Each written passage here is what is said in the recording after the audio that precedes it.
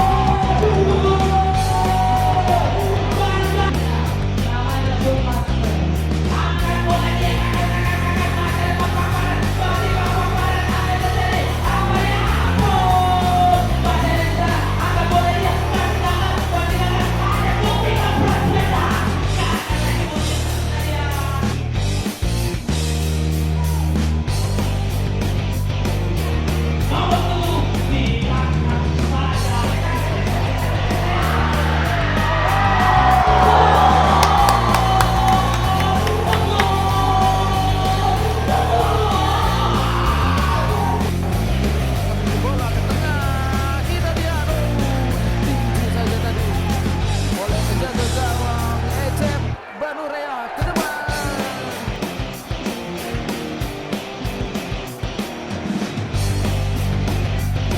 Eben kali ini berusaha merangsek dia, meninggalkan daerahnya. Sudah dilakukan adu.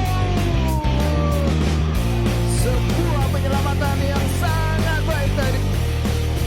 Masukkan tendangan penjuru untuk PSIS Dairi, masuk kami, meninggalkan sarangnya dia ke dalam untuk babak barat.